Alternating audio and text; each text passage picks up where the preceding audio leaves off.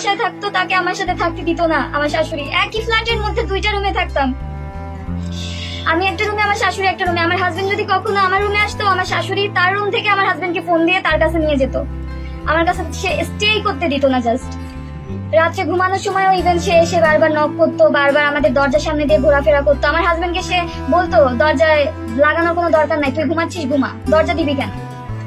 সে আমাদের ঘরের সামনে এসে আমরা কি কথা বলতেছি মাঝরাতে, দিনের বেলায় তো স্পেস পেতামই না, মাঝরাতেও সে আমাদের থাকতে দেয় নাই একসাথে। আমার হাজবেন্ড সময় পায় নাই, সে খুব ভালোবাসতো, খুব চাইতো আমার সাথে সংসার করতে, আমিও চাইতাম। আমি আমার শাশুড়ি মাকে বলছিলাম, আমার হাজবেন্ডকেও বলছিলাম যে 2টা বছর তো হলো, এবার অন্তত মুখ খোলো।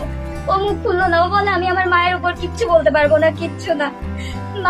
মাকে আমি কি বলবো, তুমি সহ্য করো, আর না হলে আমি কি করবো আমি জানি না। আমাকে সে শুধু বলতো যে তুমি একটু সহ্য করো সহ্য করো, বাট প্রত্যেকটা সেকেন্ডে সহ্য করতে করতে 2.5 বছর পরে আমার ধৈর্য ছিল না। আমি বলছি ঠিক আছে তুমি এবার যা সিদ্ধান্ত নিবে না, আমার কিছু বলার নাই। পরে আমি যখন দেখলো তার মায়ের অত্যাচারে আমি মরেই যাচ্ছি, তখন সে আর সেই অত্যাচার সহ্য করতে পারলো না। তার মায়ের উপর অভিমান, আমার উপর অভিমান থেকে আমাকে ওর মা প্রায় মারধর করতো, ও সেটা ঠেকাতো না। আমার উপরে ওর কোনো অভিমান ছিল না, আমাকে ও প্রত্যেকটা মেসেজ দিয়ে গেছে। আমাকে যে ও টেক্সট করতো হোয়াটসঅ্যাপে, সেই টেক্সট গুলো তো এখনো আছে। সেই টেক্সটের মাধ্যমেও সবাই বুঝতে পারবে যে আমার প্রতি ওর কোনো রাগ ছিল না, কোনো অভিমান ছিল না। ও শুধু বলতো ওর মাকে কিছু বলতে পারবে না, ওর মাকে ও কিচ্ছু বলতে পারবে না। ওর মায়ের অভিমান, ওর মায়ের উপর থেকে, মানে ওর মায়ের উপরেও এত অভিমান ছিল, এত কষ্ট ছিল যে ওর মা ওকে বুঝলো না। ও বারবার বলতো যে আমার মা কি বুঝে না যে তার ছেলে কিসে সুখী হবে, ছেলের বউ যদি সুখী না থাকে তাহলে ছেলে কিভাবে সুখী থাকবে। তার মা নাকি বুঝতোই না, সে অনেক বোঝানোর ট্রাই করছে, বাট তার মা বুঝতো না।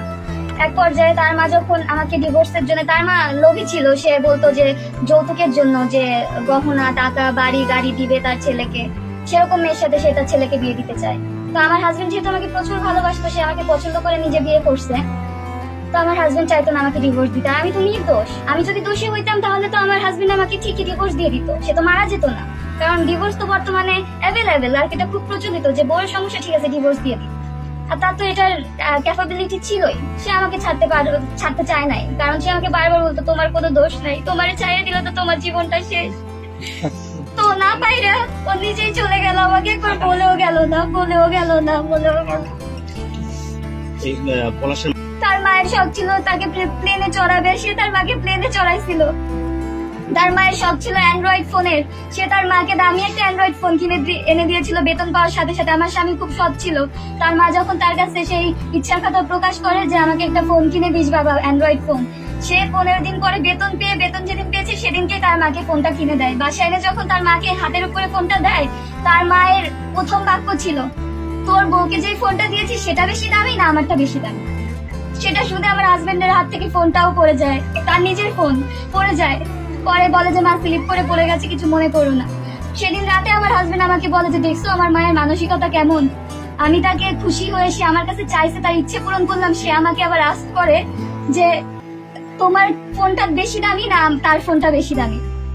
কেমন মানসিকতা, তোমাকে যে এত কষ্ট দিচ্ছে আমি তো কিছু করতে পারতেছি না, তুমি কিছু মনে করো না, তুমি একটু ধৈর্য ধরে থাইকা যাও। কিন্তু স্যাক্রিফাইস করতে করতে না আমার হাজবেন্ড ওইটাকে টেকেন ফর গ্রান্টেড নিয়ে নিয়েছিল। 2.5 বছরে সে মুখটাই খুললো না, সে মুখ না খুলেই সে চলে গেল। সে যদি একবারও তার মাকে মুখ ফুটে বলতো যে মা এটা অন্যায়, এটা ওর অধিকার, বা এটা আমরা হাজবেন্ড ওয়াইফ এটা আমাদের অধিকার, ও বলেনি। ওর মাকে কিচ্ছু বলবে না, কিচ্ছু না মানে কিচ্ছু না, এটা সবাই জানে।